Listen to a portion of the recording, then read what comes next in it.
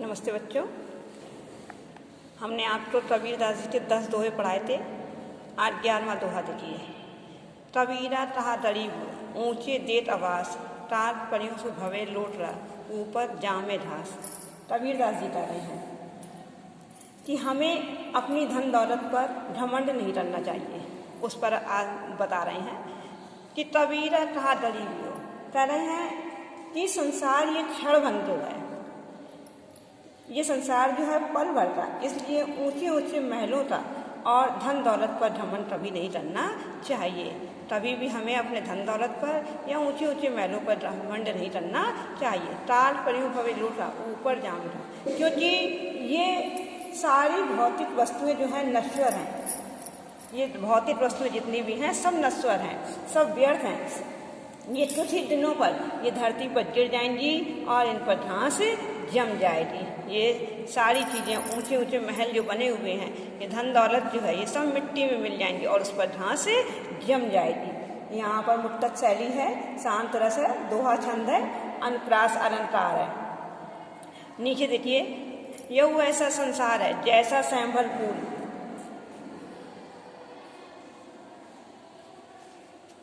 दिन दस्ते व्यवहार झूठे रंग न भूल। यहाँ भी कह रहे हैं कि संसार जो क्षण भंगुर है, उस पर बाहरी रूप सौंदर्य पर हमें जो है आकर्षित नहीं होना चाहिए। उसके बाहरी रूप सौंदर्य पर हमें आकर्षित नहीं होना चाहिए। कह रहे हैं यह संसार ऐसा है जैसा सैंभल फूल, ये संसार सेमल के फूल की तरह कुछ ही दिन में के बाद जो है बाहरी आकर्षण से भरा हुआ है। जैसे सैंभल का फूल जो है वह देखने में बहुत ही सुंदर लगता है, लेकिन उसके अंदर से रूह ही भरी होती है और कुछ भी नहीं होता है। वैसे ही ये संसार है जो बाहर से देखने में बहुत ही सुंदर होता है और उसकी ओर हम आकर्षित होते चले जाते हैं, लेकिन इस संसार में कुछ भी नहीं है। ये नष्ट हो जाता है कि जिस प्रकार से सैंभल का फूल सुंदर और लाल रंग का होता है, किंतु उसके नष्ट होते ही उसका फल खाने के काम में नहीं होता, क्योंकि उसमें रुई भरी होती है। इसीलिए ये संसार जो है, इसकी बाहरी चीज़ों पर हमें आकर्षित नहीं होना चाहिए, क्योंकि हमारा अपना जीवन जो होता है वह कब नष्ट हो जाएगा किसी को भी कुछ भी मालूम नहीं होता है। इसलिए संसार की कोई भी वस्तु ना तो सच्चा आनंद देती है और ना ही उसमें सच्ची सुंदरता होती है, बल्कि झूठे सौंदर्य के लालच में पड़कर मनुष्य अपना सब कुछ नष्ट कर देता है। इसलिए हमें इसमें बाहरी सुंदरता पर आकर्षित नहीं होना चाहिए। यहाँ पर भी मुक्तक शैली है, उपमा अलंकार है, शांत रस है।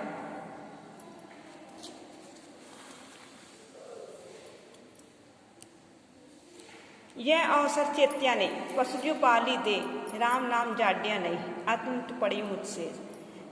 तरह हैं यहाँ भी बता रहे हैं कि मानव शरीर ने जो धारण किया है, अगर यदि मानव शरीर को धारण करने के पश्चात यदि ईश्वर का स्मरण नहीं किया, ईश्वर की भक्ति में मनुष्य लीन नहीं होता है, तो सब कुछ व्यर्थ हो जाता है। कह रहे हैं कि मानव जीवन में यह ऐसा चेत्या नहीं, पशु जो पाली दे, कि मानव जीवन जो है ये बड़ी कठिनाई से मिलता है। इसकी प्राप्ति के लिए प्राणी को एक मौका दिया जाता है कि वह अपना लोट और परलोट सुधार ले। हर मनुष्य को, जो मनुष्य जन्म लेता है, उसको एक मौका दिया जाता है, एक अवसर दिया जाता है कि वह अपना लोट और परलोट सुधार ले, अर्थात इस जीवन और मृत्यु से जो है वह छुटकारा पा ले, क्योंकि मानव जीवन बहुत ही कठिनाई से प्राप्त होता है। हमें इस जीवन के महत्व को समझना चाहिए और ईश्वर की भक्ति में लगाना चाहिए।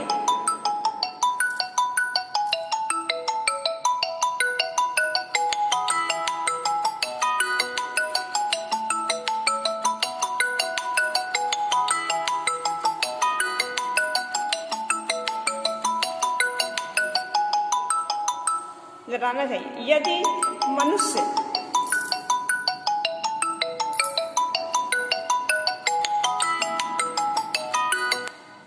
और यदि हम इस अज्ञान में पड़े रहेंगे, संसार के अज्ञान में पड़े रहेंगे, तो अंत समय पर यदि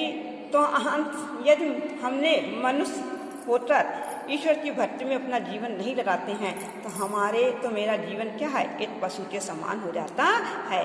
और अंत समय में जब मृत्यु आ जाती पास में, तो अंत समय में सिर्फ मुझ में धूल ही शेष रह जाती है।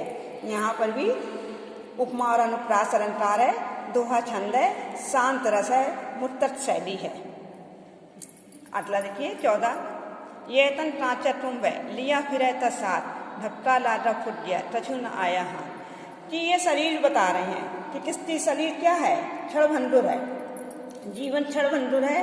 तो ये शरीर भी क्या है, ये शरीर एक कच्चे घड़े के समान है। ये तन कांचा तुम्ब है कि ये शरीर एक कच्चे घड़े के समान है। लिया फिर रहता साथ, जिसे हम लोग अपने साथ में लिए फिरते रहते हैं, अर्थात उसकी साफ सफाई में सुंदरता में लगे रहते हैं।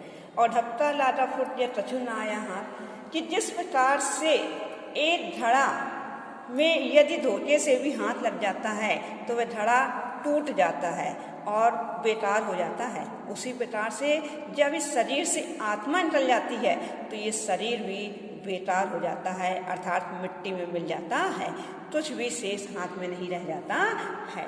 इसलिए हमें अपना जीवन जो है ईश्वर की भक्ति में लगाना चाहिए।